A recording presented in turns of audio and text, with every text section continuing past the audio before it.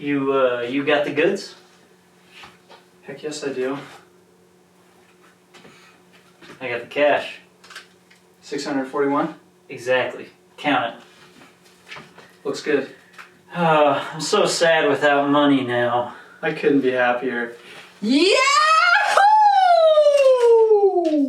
Use the God, this is really boring.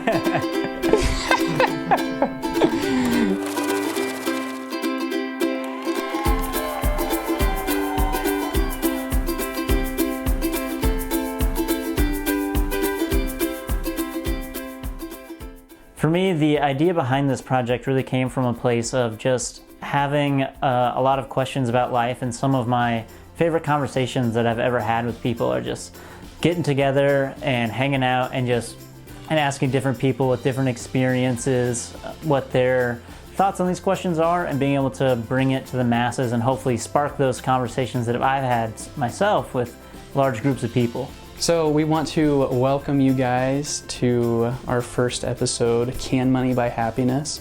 We're going to hear from 3 different people. Welcome to the episode, and let's hear from our interviews. I have had the opportunity to grow up in a household that has been well off, and I've been given a lot of opportunities, and I'm very aware that I've been given those opportunities. In some cases, they've been really beneficial, and in other cases, they've caused problems.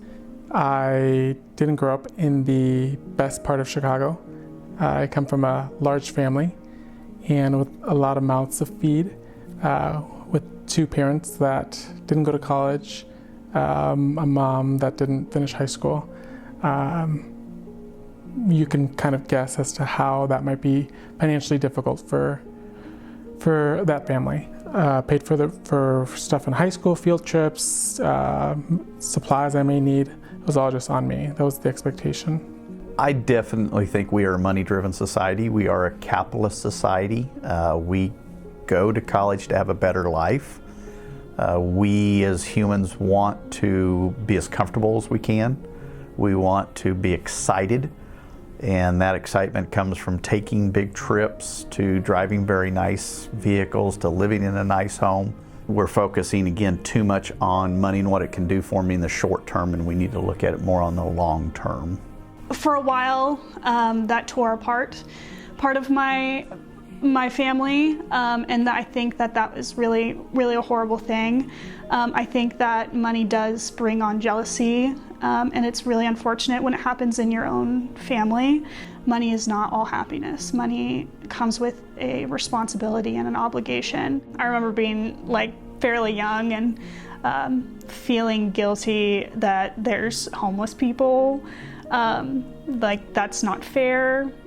I feel guilty. I mean, I think I more so take it as a challenge now that, well, whatever I do, I have to be a positive impact on the world, because if not, then I'm not doing anything good, so. And that's my little thing to make me, I guess, feel better about the guilty portion that lies in the back of my head. Without having been taught how to manage money, save, I racked up thousands and thousands of debt and had to figure out a way to get past that. $30,000 is a lot of money to have in credit card debt, and that's what I had, in addition to what I had for student loans. So I think it was interesting that I went into financial aid eventually to start off my higher education career, to advise people how to use money and take out money and be responsible with money. The people that go and seek out help were people like me who need help, who don't know what they're doing, and I want to provide that resource, since I had maybe learned something just by being in that profession and working in that field. I acquired some tools, or at least some things not to do, not to rack up thousands and thousands of dollars in debt. And so I wanted to pass that on. I wouldn't say that money itself has made me happy. I feel like money has the proper management of money has helped us have more freedom. And within that freedom, we can actually focus a little bit more on family and family activities. Money, again, is just so intertwined in our life and how we manage it. And there's only so many dollars that are going to come into your household. You need to figure out how to manage those and reduce your stress level by managing those dollars correctly. If you don't, then that's when the stress level comes up. Dave Ramsey says all the time that people are buying fancy things to impress people that don't even like them or they don't even like. And we need to be secure in who we are, and we need to find our balance in life. We need to stay focused on managing our budgets based on our situation, based on the dollars that are coming in today. Something that young people lack, that I lacked, is financial guidance or the ability to see beyond, today, tomorrow, the next week. Imagine if you had saved, $5 a day since you were, or $5 a month, or $25 a month since you were 15. How much money you would have now.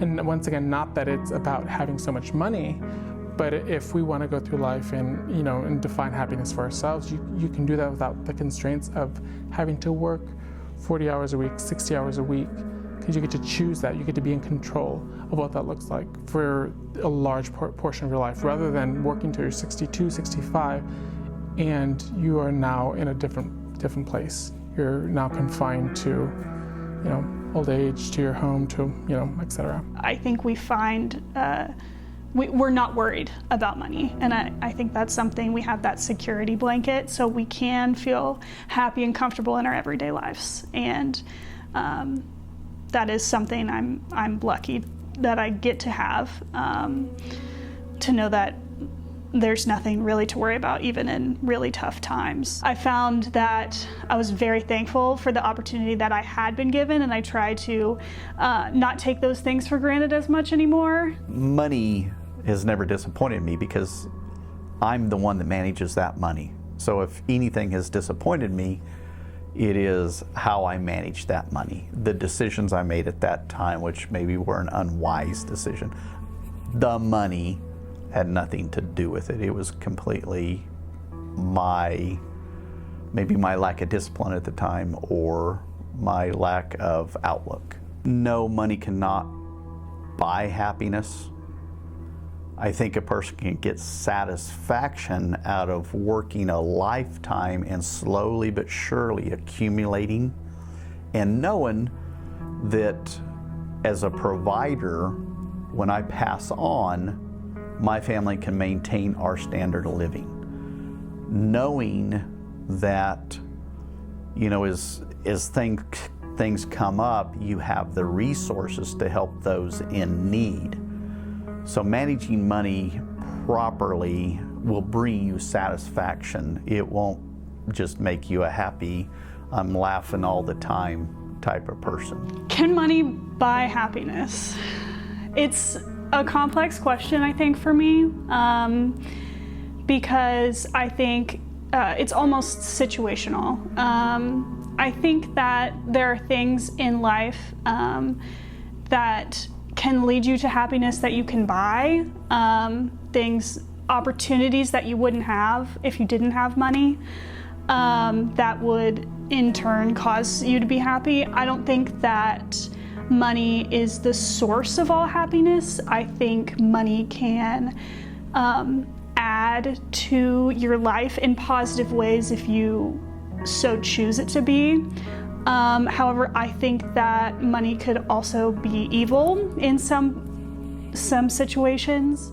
It's a difficult question to answer because, I don't want to sound cliche and say no, no, money can't buy happiness. Happiness is true love, or it's blah, blah, blah. I think it's the focus, how are we defining happiness and true happiness? At the time, money, even now, families that need support, that maybe go without food every once in a while, which we did, money's gonna make us happy for sure. And at the time, that would have been helpful. It would have been helpful for someone to say, hey, here's $100 for food. We would have been really happy. So I think that question, or my answer to that question, has evolved over years, over time, as I become more established in my professional life, and I have acquired more skills for my personal life in terms of how I manage and use money, and I feel like I've been a little bit smarter. My emphasis is less on having more money, but more so enjoying what I do with it, enjoying life.